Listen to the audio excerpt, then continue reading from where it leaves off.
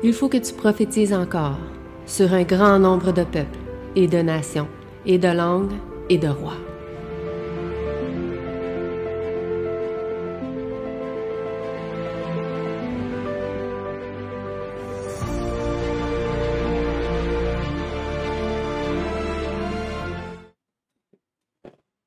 Alors, bonjour à tous et à chacun en ce sabbat matin.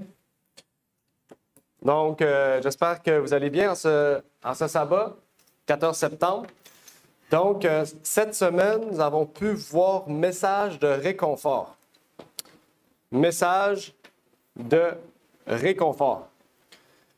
Qu'est-ce que c'est, message de réconfort? En fait, c'est la deuxième épître de Paul que nous allons donc commencer ce matin, donc au premier chapitre. Donc, on vous invite, pour ceux qui ont pu le faire, à pouvoir vraiment se rappeler de ce qu'on a vu cette semaine et de mémoriser aussi ce qu'on a pu voir cette semaine au niveau de 2 Thessaloniciens 1, versets 1 à 12. Donc, c'était un début, une introduction, plutôt un suivi sur ce que Paul a voulu relater et ce que Paul a voulu vraiment révéler au travers de cette deuxième épître. Paul ici veut nous montrer exactement qu'est-ce qui va nous partager au travers de cette deuxième épître. Donc, c'est ce qu'on va voir aujourd'hui. On va voir c'est quoi le sujet qu'on va voir au cours des prochaines semaines jusqu'à la 13e semaine.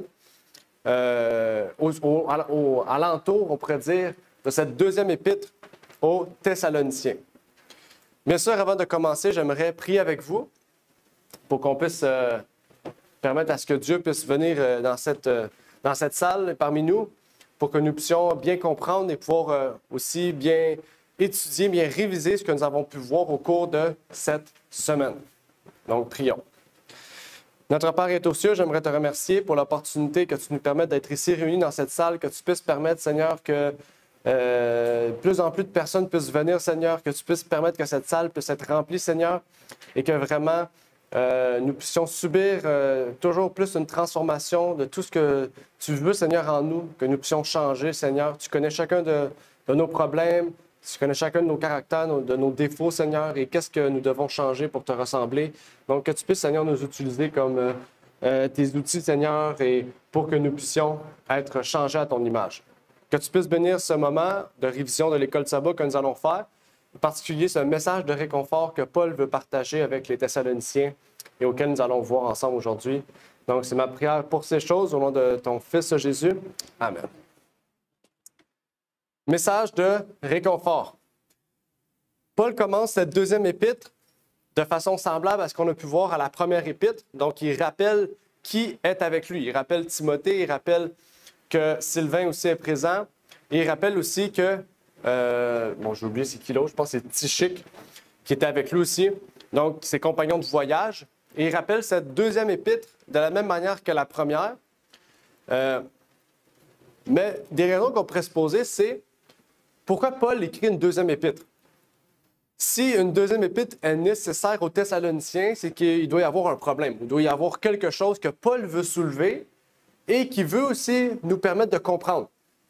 Parce que tous ceux qui sont présents ici, du moins je l'espère, ont pu étudier cette leçon de l'école de sabbat, ont pu débuter l'étude ou en PDF, peu importe le format que vous avez utilisé, mais on peut étudier cette leçon de l'école de sabbat jusqu'à présent et on pu ensemble vraiment étudier cette première épître. Et maintenant, on arrive à cette deuxième épître, donc on voyage au travers des Thessaloniciens. OK? On se met dans la peau des Thessaloniciens, on essaie de comprendre c'est quoi le message que Paul veut nous relater dans la première épître et pourquoi il y a une seconde épître. Donc, ça pourrait être une première question pour nous aujourd'hui. Pourquoi Paul a écrit un deuxième épître? Qu'est-ce qui a poussé Paul ou qu'est-ce qui aurait poussé Paul pour, peut-être vous le savez, peut-être vous ne savez pas la raison. Si vous savez la raison pour laquelle Paul a écrit une seconde épître, eh bien, je vous encourage à pouvoir le partager. Si vous avez une idée, peut-être, mais que vous ne savez pas exactement, eh bien, partagez-la aussi. Parce qu'on a étudié une partie du premier chapitre de la seconde épître de Paul aux Thessaloniciens. Donc, on serait supposé être en mesure de savoir ou d'avoir une idée du moins quel sera le sujet de cette seconde épître. Donc, j'aimerais vous entendre. D'après vous, quel sera le sujet principal de cette seconde épître? Il y a un micro ici en avant, si vous voulez le prendre, c'est pour les gens sur Zoom. On salue Réal, la famille Dubois et Gabriel qui sont avec nous sur Zoom. On salue ceux qui sont avec nous qui viennent d'arriver. Donc, pour Claude et Renard, on vous salue. Si vous avez une idée, partagez-la. Hein, il n'y a pas de mauvaise idée. Ben, c'est sûr que si vous dites Paul est allé voir Daniel et ses amis, c'est sûr que c'est pas bon. Mais Daniel était mort. Dans la note 1, ça nous dit un peu la réponse à ta question. Paul y trouvait important de faire un second épître pour avertir et juste mettre au clair les compréhensions que les Thessaloniciens avaient, à savoir que Jésus-Christ allait revenir ou l'imminence retour de Jésus-Christ. C'était pour mettre un point clair sur ce point, sur ça. OK, intéressant. Effectivement, c'est vrai que les notes nous aidaient beaucoup à ce sujet, donc je vous invite à pouvoir lire les notes aussi quand vous étudiez, c'est important. Et effectivement, dans la première partie que nous avons étudiée cette semaine, on a pu remarquer que Paul parlait beaucoup du retour de Jésus. OK? Et ça, c'est un point intéressant parce que tous les chrétiens à cette époque croyaient que Jésus allait revenir. OK? Mais un des problèmes qu'on pourrait dire que Paul a voulu remarquer le plus chez les Thessaloniciens, c'est qu'ils pensaient que Jésus allait revenir quand ils allaient être vivants, en fait. Donc ça, en fait, ça a amené un problème parce que Paul, il savait, en fait, qu'il allait devoir avoir le jugement avant, qu'il allait avoir d'autres prophéties qui allaient arriver avant que Jésus revienne. Lui, il savait que Jésus allait revenir bien après que lui soit mort. OK? Donc, il devait partager ce message-là aux Thessaloniciens. C'est ça qui est intéressant, c'est que tout le chapitre, en fait, toute l'épître de Paul, la seconde épître de Paul aux Thessaloniciens, va parler de la fin des temps. Un peu comme Jésus avec Matthieu 24. Paul va soulever différents points qui vont révéler aux Thessaloniciens qu'est-ce qui va arriver pendant que Jésus va revenir, ou plutôt avant que Jésus va revenir, et qu'est-ce qui va devoir arriver avant que Jésus revienne. On n'a pas étudié ça, donc je ne vais pas entrer dans les détails, mais on va voir ça au cours des prochaines semaines. Et il faut savoir que la seconde épître aux Thessaloniciens, ce n'est pas un reproche aux Thessaloniciens à cause de leur incrédulité ou du manque d'amour qu'ils ont, non. C'est plutôt une approche, OK, eschatologique de Paul pour permettre aux Thessaloniciens de bien comprendre le second retour de Jésus, bien comprendre les événements de la fin. C'est ça, en fait, que les Thessaloniciens comprenaient mal, à cause peut-être de fausses doctrines. On sait qu'il y avait des fausses doctrines qui existaient à l'époque, à cause de confusion, de sectes qui existaient. Donc, ces gens-là étaient confus dans l'eschatologie, donc l'étude des derniers jours, ou l'étude des prophéties des derniers jours. C'est ça que ça veut dire, eschatologie. Et c'est ce que Paul voulait partager avec les Thessaloniciens. La question est longue, je vais la rapetisser. On a étudié une épître de Thessaloniciens. On a fait, je pense qu'on a étudié 8 leçons sur la première épître. C'est quoi? Qu'est-ce que vous avez appris? Parce que pour savoir, les Thessaloniciens, eux, quand Paul leur a écrit cette épître-là, ils ont grandi spirituellement. Ils ont maturé. Paul aussi voulait les féliciter de leur foi, déjà de leur amour qu'ils avaient. Qu'est-ce que vous avez compris? Qu'est-ce qui vous a permis peut-être de mieux comprendre la foi, de mieux comprendre la vie chrétienne au travers de cette première épître? Quels étaient peut-être les messages principaux de cette épître? Donc ça, c'est la question que je veux partager avec vous. Donc, on pourrait parler de deux questions. Qu'est-ce que vous, personnellement, vous avez appris au travers de cette première épître qui vous a permis de grandir spirituellement? Et quels étaient les sujets principaux de ces leçons aussi? Il y avait cinq chapitres. Donc, il serait supposé avoir 5 sujets principaux, en fait. Donc, pour vous, c'était quoi ces sujets-là? Ça fait beaucoup, ça fait 8 semaines. C'est quand même beaucoup, là. C'est pas tant que ça, là. C'est 2 mois, à peu près. Donc, qu'est-ce qu'on a étudié au travers de ces 2 mois? Vous n'êtes pas obligé de tout connaître par cœur. Hein? Normalement, ça serait intéressant parce que c'est des sujets importants. Mais si chacun dit un point différent, ça va permettre que tout le monde puisse se rappeler de ce qu'on a pu voir. Sinon, on peut faire un truc. Ceux qui veulent parler, vous pouvez parler.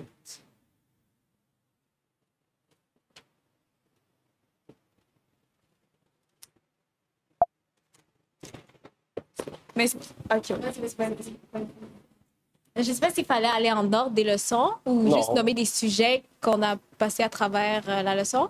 Oh, ouais. Je sais qu'on avait parlé de la venue de Jésus, j'allais dire du Seigneur, mais la venue de Jésus, on en avait parlé pendant une leçon sur je me souviens plus le numéro de la leçon. Leçon 7. Leçon 7, oui, la venue Ouais, de Jésus, OK. Exactement. Puis on parlait aussi beaucoup de ce qui était de la résurrection, puis vraiment de l'ordre des événements de sa venue. Effectivement, on a parlé de la venue de Jésus. La résurrection, c'était le sujet principal. Parce qu'il y a des gens qui ne croyaient pas à la résurrection. Donc, Paul disait, s'il n'y a pas de résurrection, ben, Jésus ne revient pour rien. Donc, il faut nécessairement une résurrection pour que Jésus revienne. Sinon, Jésus vient chercher juste des personnes vivantes, puis il n'y en aura pas beaucoup. OK? Donc, effectivement, c'était une leçon qu'on a étudiée. C'est quel chapitre, ça, si vous vous rappelez? 7. Il y a 5 chapitres. Hein? Non, la leçon, pas la leçon, OK, le OK. chapitre. Sorry. Je comprends ce que tu veux dire. Je pensais la leçon. Oui, c'est la leçon 7, mais je pense que si on suit la logique, ça serait chapitre 4 ou 5. Ouais, 4. Oui, c'est ça. Sinon, il y avait aussi sur la sainteté, parce qu'il y avait beaucoup comme d'impudicité, de fornication. Paul y rappelait vraiment que c'était important qu'ils puissent toujours être saints et ne pas qu'ils ne soient pas être appelés impurs. OK, la sainteté. OK, sainteté, effectivement. Puis verset 13 qui m'a vraiment touchée. Quel chapitre? Du chapitre 3. 3, OK. Chapitre 3, OK. Parfait. Est-ce que vous avez d'autres sujets qu'on a pu étudier au travers de ces leçons? Plutôt des chapitres, c'est important. Dans les chapitres, OK, dans le chapitre 2 des Premiers Thessaloniciens, on a vraiment parlé de comment amener la parole sans pour autant la rendre trop séductrice, la rendre trop comme si on utilisait la parole pour amener du monde sans pour autant amener la parole pour ce qu'elle est réellement. Donc, on rajoutait de la sauce. Donc, c'était de la garder simple, de la garder authentique, parce que la parole seulement déjà pouvait faire beaucoup dans l'âme d'une personne. Donc, c'est ça. OK. La simplicité du message, puisqu'il n'y avait pas vraiment de Bible à l'époque. Donc, c'est effectivement la simplicité du message.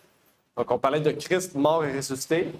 OK. Il y avait d'autres sujets qui l'entouraient, mais principalement, c'était ce qu'il prêchait. Puis, il y avait beaucoup de gens qui ajoutaient de la philosophie à cela. Et Paul voulait avertir les Thessaloniciens contre ces choses, effectivement. Chapitre 1, qu'est-ce qu'on avait pu voir? On a parlé du chapitre 5 un peu, 4, 3, 2, il reste 1. Ou sinon, vous pouvez partager quelque chose que vous avez appris. Hein? Peut-être que vous n'avez jamais étudié le livre de Thessaloniciens. Là. Je ne sais pas, c'est comme ça que tout le monde peut le dire, que Paul dit que dans chapitre 5, versets 19 à 21, il dit que le Seigneur sanctifie esprit, âme et le corps, que tout soit conservé irrépréhensible pour lors de l'avènement du Seigneur Jésus. Et je ne pense pas que j'ai appris que l'homme a ces différentes dimensions, esprit, âme et le corps.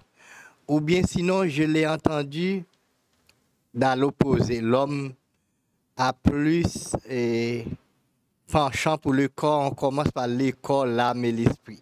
Mais Paul a parlé. Je pense que Paul voulait faire comprendre que le plus important de l'homme, c'est l'esprit. Il parle de l'esprit qui doit être sanctifié tout d'abord. Ensuite, l'âme. C'est avec ça que l'homme se confirme.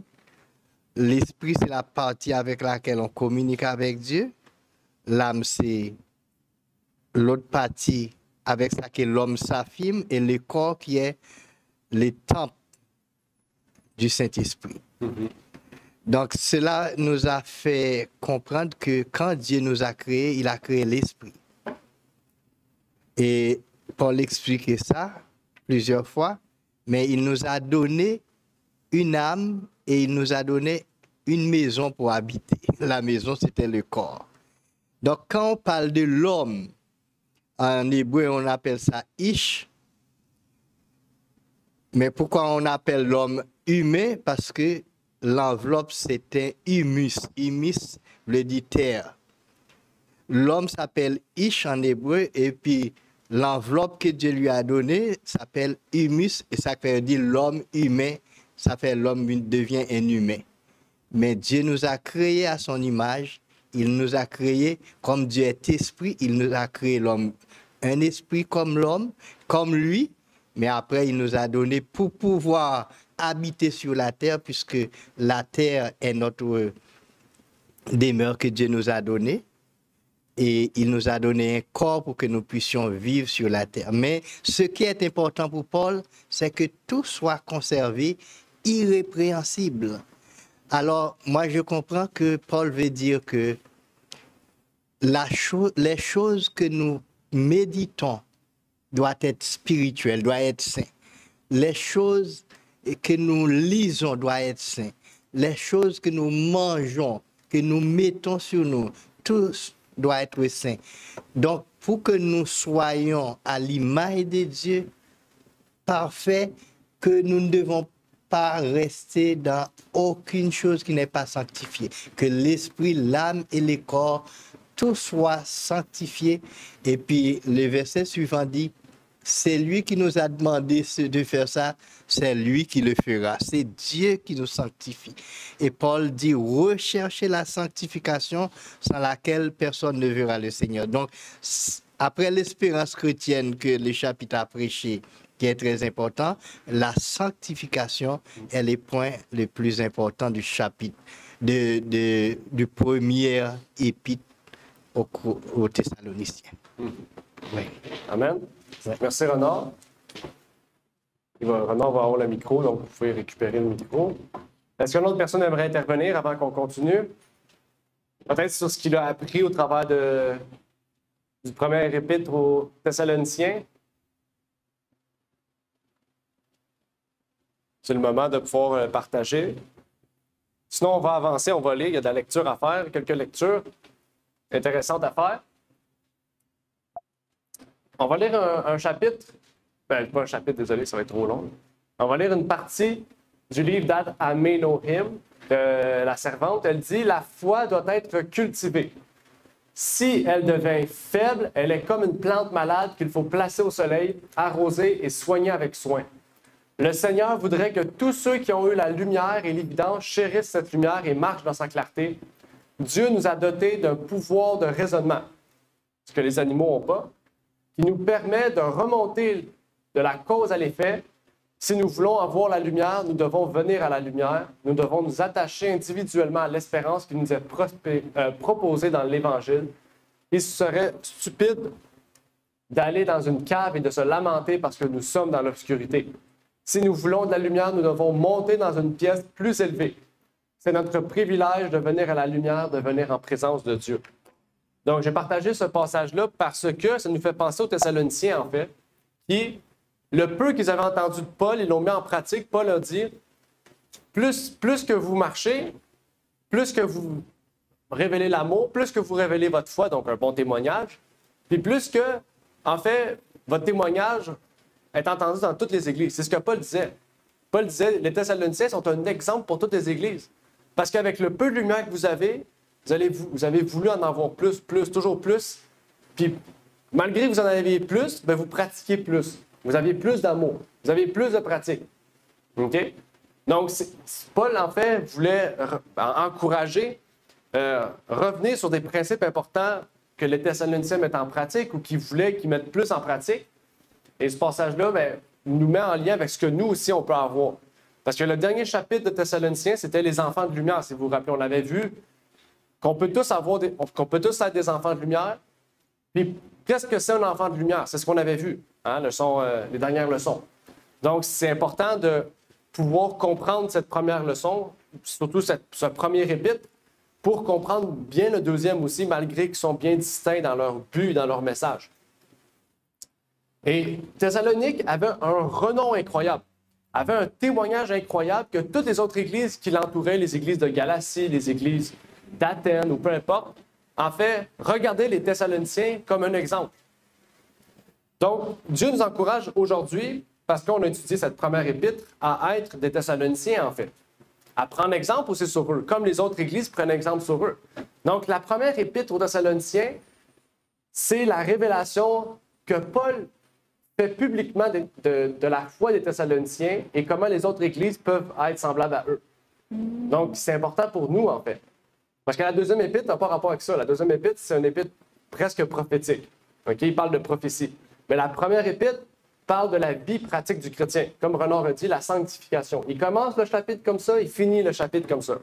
Donc, tout l'épître, le chapitre 1 et 5 parle de la sanctification. Donc, tout le livre nous parle et nous demande vraiment à voir les Thessaloniciens comme des exemples. En fait, plutôt comme étant exemplaires. Et en continuant dans le premier chapitre de la deuxième épître, Paul continue. Il dit, en fait, il parle des persécutions. Donc, ça veut dire que les Thessaloniciens étaient persécutés, en fait, pour leur foi. OK? Et Paul le relate encore une fois plus fort dans ce premier chapitre. Paul dit que les persécutions sont le juste jugement de Dieu. Je sais pas, moi, j'ai trouvé ça bizarre quand j'ai lu ce premier chapitre-là. Il dit, si vous faites persécuter, c'est parce que vous êtes jugé par Dieu. C'est jugé de façon juste, équitable, on peut dire. Là, dans ma tête, je me suis dit, c'est bizarre. Pourquoi Dieu nous juge? Pourquoi il autorise les persécutions sur nous? Puis Paul, il dit que c'est un juste jugement. Pourquoi Paul fait ça? C'est bizarre quand même. Je veux dire, on dit qu'on a un Dieu d'amour. Dieu d'amour, il ne devrait pas faire ça. Il devrait plutôt tuer les persécuteurs. Comme les frères du tonnerre, il devrait plutôt demander que la foudre tombe sur ces gens. Donc, quel est le but, en fait, de ce juste jugement? Qu'est-ce que Paul voulait dire par cela? Un juste jugement. Parce que c'est Dieu. Pourquoi il dit un juste jugement? Dieu, il juge de façon juste, il équitable tout le temps. Dieu n'est pas un Dieu injuste. Donc, pourquoi Paul il dit un juste jugement? Est-ce qu'il y a des injustes jugements venant de Dieu? Qu'est-ce que ça veut dire? C'est ce qu'on a vu dans la leçon, ça.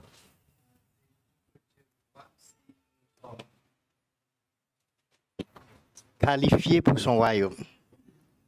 Et pour être membre du royaume des cieux, pour entrer dans le royaume des cieux, le jugement peut être un test. Êtes-vous prêt à supporter des choses pour le royaume des cieux, tout comme Jésus en a supporté, les apôtres en ont supporté. Donc, il y a des choses que Dieu a permis pour nous tester, pour voir de quel or est-ce qu'on est vraiment le vrai or. Il faut tester par le feu. Donc, le jugement peut être une sorte de test de Dieu pour nous qualifier pour son royaume. La Bible dit aussi que ceux qui vont vivre pieusement en Jésus-Christ seront persécutés. Donc, ça démontre le juste jugement de Dieu. Parce que si on vit pieusement, automatiquement, on va être persécuté. Donc, c'est un peu ça qu'il est en train de dire à travers ce verset-là aussi. Après ce que je vois. Là. Oui, j'ai une chose à ajouter.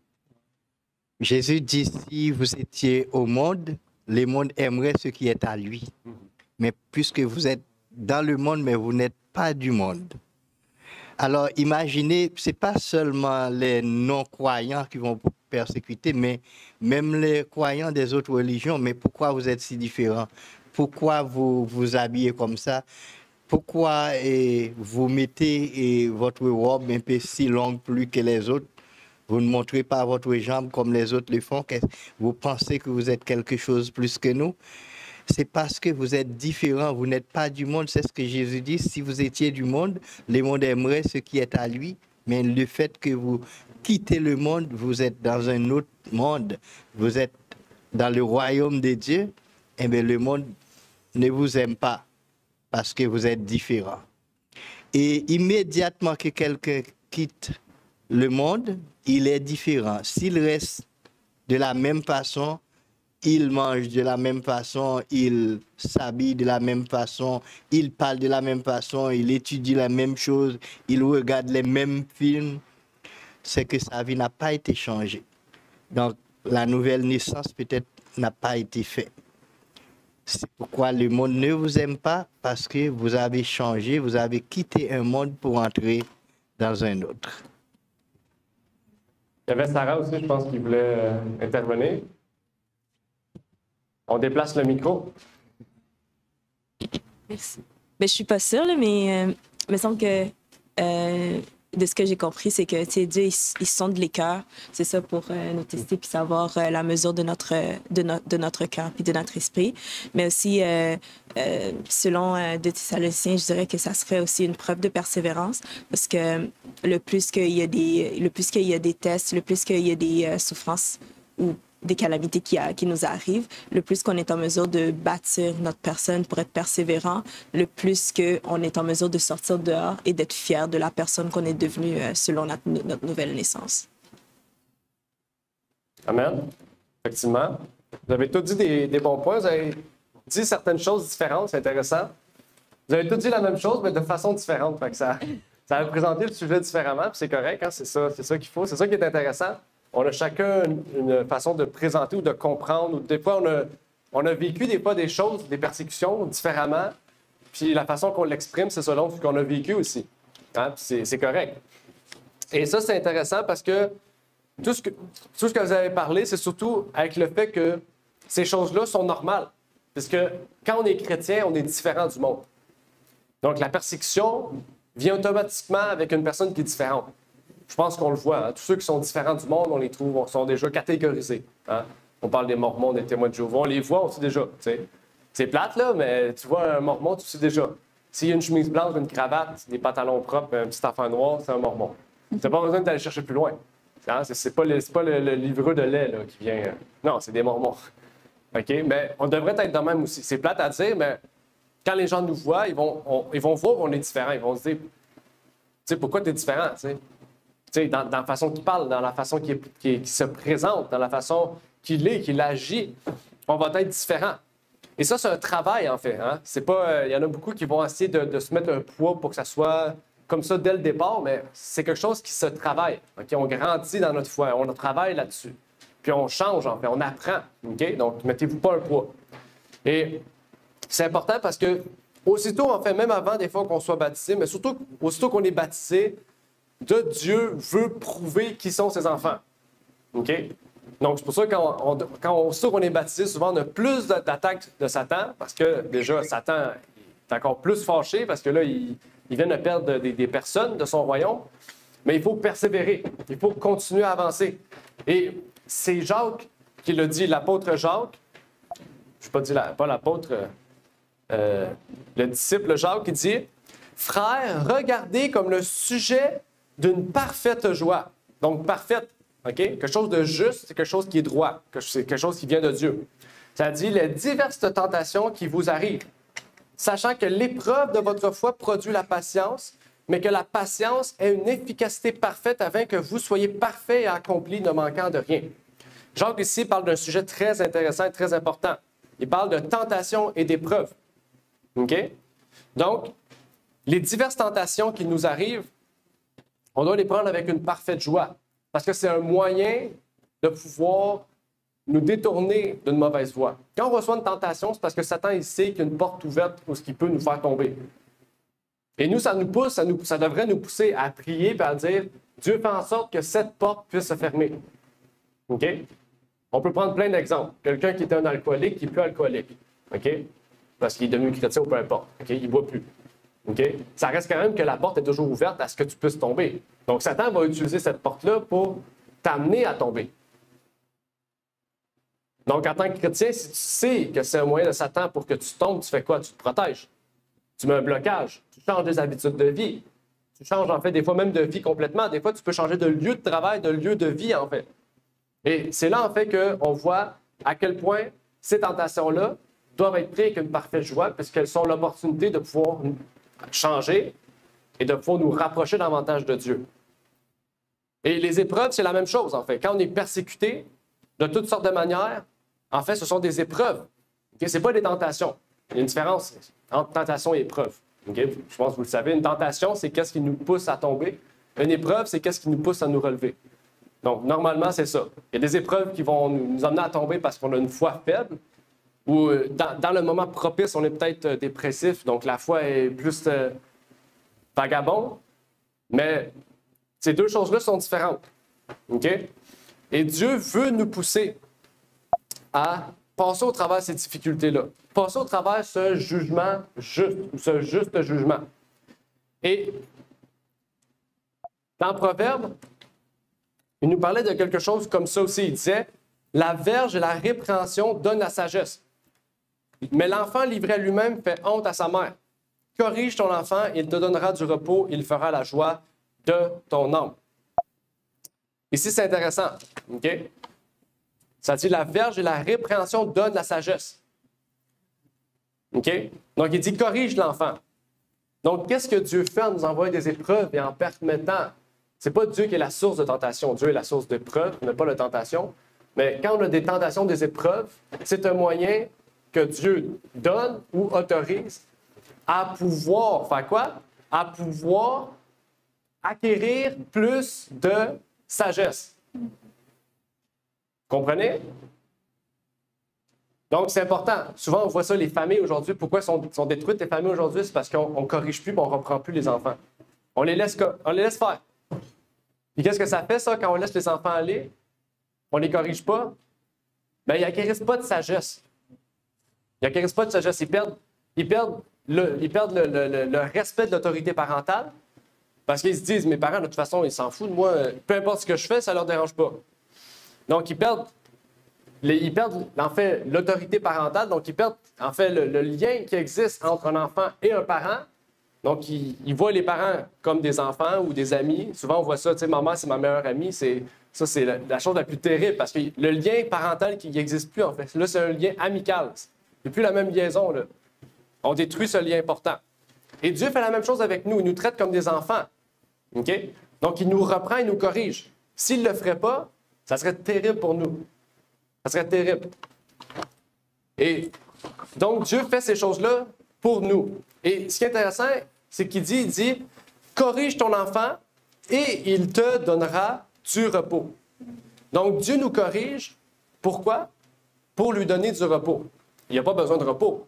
Mais qu'est-ce qu'il veut dire? C'est qu'il veut que nous puissions grandir spirituellement pour qu'un jour, il puisse venir nous chercher. Et là, on va avoir du repos aussi. Comme lui, il va avoir du repos parce qu'on va être rassemblés avec lui au ciel. Donc, ça sera quand le moment où on va arriver dans un repos total? Est-ce que d'après la leçon qu'on a vue dans 2 Thessaloniciens, chapitre 1, c'est quand le repos total? Quand est-ce qu'il va avoir le repos total? Au retour de Jésus. Au retour de Jésus, exactement. OK? Parce que jusqu'à la fin, c'est fou, bien, jusqu'au moment où Jésus, où on va voir apparaître Jésus, on va être dans les difficultés. Pour vous dire à quel point Satan va tout faire jusqu'à la dernière seconde où ce qu'il peut. OK? Donc, c'est vraiment le plus grand ennemi qu'on doit avoir sur cette terre, c'est pas les humains. OK? C'est Satan. C'est les démons. Dieu nous dit, aimez votre prochain comme soi-même. Il n'a pas dit aimer Satan comme soi-même. Il a dit, aimez votre prochain comme soi-même. Parce que les humains peuvent recevoir des entités démoniaques, peuvent recevoir des possessions qui vont pousser ces gens à vous détruire. Mais ce n'est pas de leur faute, c'est parce qu'ils sont sous l'emprise de Satan. OK? Donc, il faut vraiment voir la différence entre ces deux personnes-là, ces deux groupes-là.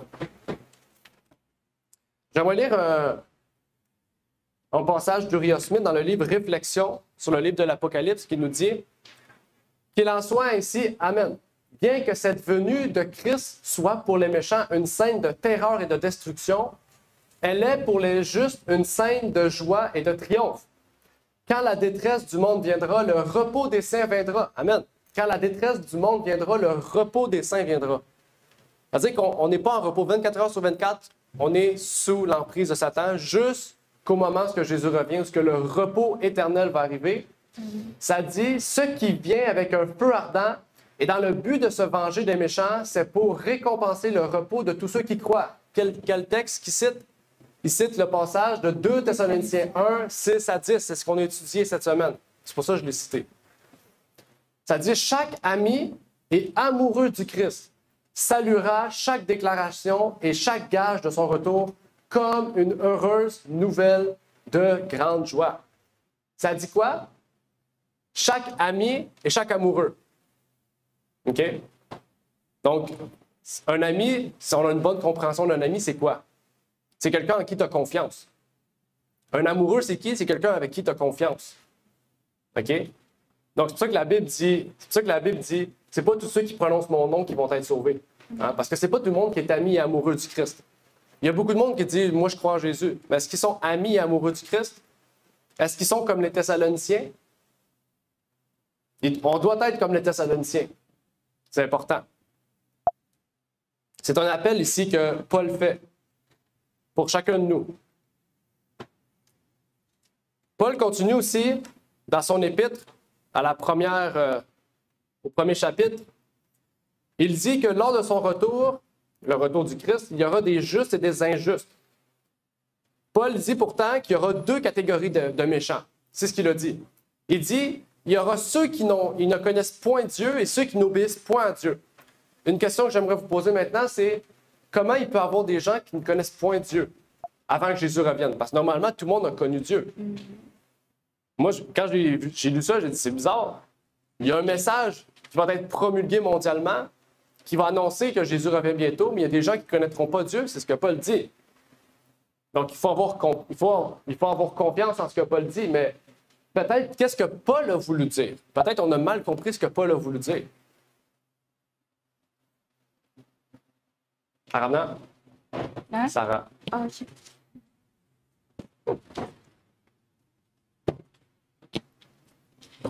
Je suis pas sûre, mais ça me fait penser à... Je pense que c'est 2 Corinthiens 14, 15, je suis pas sûre. Ça me fait penser à ça parce que les gens, ils peuvent entendre parler de Dieu et tout, mais ils peuvent ne pas connaître Dieu. C'est pour ça que les choses qu'on fait et tout, ça peut leur paraître bizarre, puis parce qu'ils connaissent juste pas c'est quoi le Saint-Esprit, qu'est-ce que le Saint-Esprit fait dans ta vie. Donc, ils connaissent pas Dieu à cause de ça, parce que ils ont pas été touchés, en fait, par la grâce de Dieu. Donc, c'est pour ça qu'ils connaissent pas Dieu, selon moi, là. Intéressant. Je m'en allais le dire, mais Sarah l'a dit avant. Il y a une différence entre connaître et savoir, ou entendre, comme tu as dit, le mot que tu as employé. Ça, c'est intéressant. Parce qu'il y a beaucoup de personnes qui ont entendu parler de Jésus. Okay? Comme il y a beaucoup de personnes qui ont entendu parler du pape, d'une star d'Hollywood. On a tous déjà entendu, mais est-ce que tu connais la personne? Non. Tu peux avoir entendu parler de Brad Pitt. Hein? Tu peux avoir entendu parler de n'importe qui. Mais est-ce que tu le connais réellement? C'est quand on apprend aux nouvelles que peut-être un est un pédophile, l'autre a violé telle personne, que là, on dit « Ah, ben, je ne le connaissais pas. » Ben non, tu savais juste son nom. Tu avais entendu parler de lui, mais tu ne le connaissais pas. Ben, c'est la même chose avec Dieu. Il y a des gens qui savent c'est qui Dieu. Dans le sens, ils savent qu'il y a un Dieu, ils savent qu'il y a un Fils qui est Jésus-Christ, ils savent que Jésus est venu sur terre, il est mort, il est ressuscité. Il y a des preuves historiques. Il y a même des non-chrétiens qui reconnaissent que Jésus est venu sur la terre, puis tout. Mais ils ne connaissent pas Dieu. C'est-à-dire, ils ne connaissent pas sa volonté, ils ne connaissent pas sa loi, ils ne connaissent pas, en fait, la parole. Ils ont entendu parler de Dieu, mais ils ne connaissent pas qu'est-ce que Dieu veut pour ces gens-là. Qu'est-ce que Dieu a mis en place pour que ces gens puissent être proches de lui et que ces gens puissent être moralement droits, en fait. Et comme Sarah te dit, il y a une différence entre entendre et connaître. Donc oui, tout le monde va entendre parler de Jésus, mais c'est pas tout le monde qui va vouloir connaître Jésus, en fait. Et là, c'est important. Et il y a l'autre classe d'individus qui ont choisi de connaître Jésus, mais de ne pas y obéir. Ça, c'est ceux qui se disent chrétiens, qui se disent, oui, vraiment, j'ai étudié la Bible, j'ai lu 150 fois la Bible. Puis que, finalement, ben, ils disent, bon, ben oui, je l'ai lu 150 fois, mais ça, j'en veux pas, ça, j'en veux pas, ça me tente pas, ça, je suis pas d'accord. Mais ça, ces gens-là, ils refusent, en fait. Okay? Ils refusent Dieu. Ils mettent de côté Dieu, ils disent, bon, j'aime mieux faire ce que moi je veux plutôt que ce que Dieu veut pour moi. Pourtant, ils reconnaissent que Dieu il est tout-puissant, là. Fait que c'est ça qui est bizarre, parce que nous, on n'est pas puissant, on n'est pas bien fort, là. Mais lui, il est tout-puissant. C'est-à-dire qu'il peut tout, en fait. Et on refuse, en fait, de suivre la voie de celui qui nous a créés, en fait. Ça, c'est vraiment... C'est triste, c'est très triste, en fait. Mais Dieu nous a donné, comme les Thessaloniciens, le pouvoir, par le témoignage et l'amour de Jésus-Christ, de pouvoir révéler la vérité.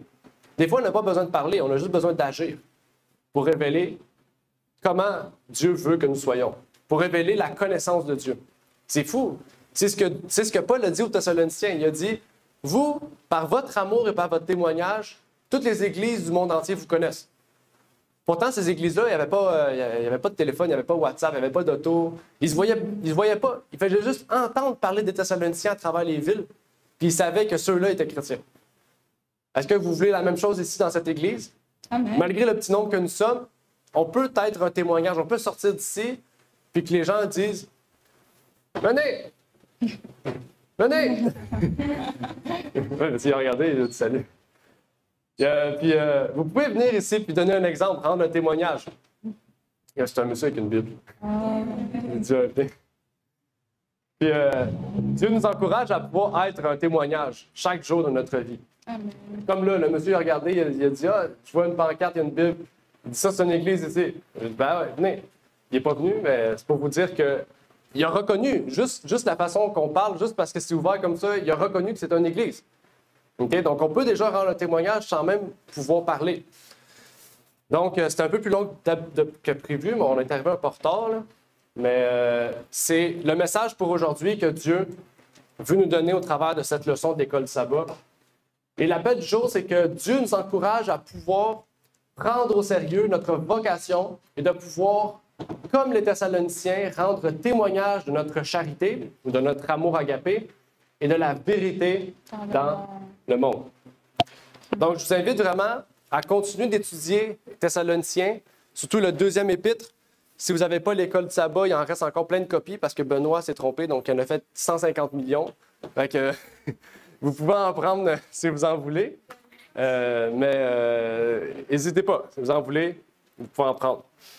Donc, avant de terminer, est-ce qu'il y avait des questions, des commentaires? Sinon, on va terminer par une courte prière, s'il n'y a pas de questions, de commentaires. C'était clair?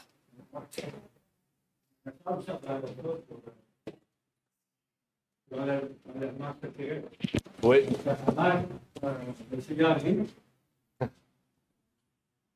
Avant ce retour, ils vont avoir une tribulation. Puis Oui. Seulement le repos, le vrai repos qu'ils vont avoir, c'est lorsque Jésus va revenir. Donc, il n'y aura pas un enlèvement secret. Tu sais. Mm-hmm. Donc, j'ai partagé ça ce matin sur le site des Chrétiens du Québec. Là. À date, il y a eu des bonnes réactions. Là. Oui. Je partage ça quand même quand j'étudie la parole de Dieu, la leçon. Quand j'ai une bonne réflexion, je la partage aux autres. Et puis, ça, le témoignage. Merci, Claude. Effectivement, c'est vrai qu'on parle beaucoup d'enlèvement secret. On va en parler peut-être plus dans le deuxième épître aussi, mais on en a parlé dans certaines leçons. Dans certaines leçons, il parlait de la parousie puis de l'Apocalypsis en grec. Donc, on en a parlé quand même un peu. Effectivement. Donc, il n'y a plus d'autres interventions. On va terminer par une courte prière. Notre Père qui est aux cieux, j'aimerais te remercier pour l'opportunité que tu nous as permis de pouvoir nous réunir ici aujourd'hui, Seigneur. Tu nous as permis de comprendre et de voir, de réviser la leçon de l'école du sabbat sur un sujet tellement important, Seigneur, qui est l'amour, la charité, ton second retour, ainsi que la sanctification et divers sujets, Seigneur. Donc, que tu puisses bénir tous ceux et celles qui sont présents ici, même le monsieur que nous avons vu, là, qui vient de passer, Seigneur, que tu puisses le bénir, lui permettre de vraiment pouvoir revenir ici, qu'on puisse apprendre à le connaître, Seigneur, et permettre à ce que nous puissions, Seigneur, être un exemple, un témoignage, et que ton Église puisse grandir, qu'elle puisse être lumineuse, qu'elle puisse être remplie de la lumière de Christ, Seigneur, et qu'elle ne soit pas dans les ténèbres. Donc, c'est ma prière pour ces choses, au nom de ton Fils Jésus-Christ. Amen. Merci d'avoir écouté cette vidéo. Si vous désirez rejoindre l'œuvre au Québec, veuillez nous contacter par email à asjh1889 de Terrebonne @gmail.com et via Facebook à commercial asjh1889 de Terrebonne. Merci à vous et que Dieu vous bénisse.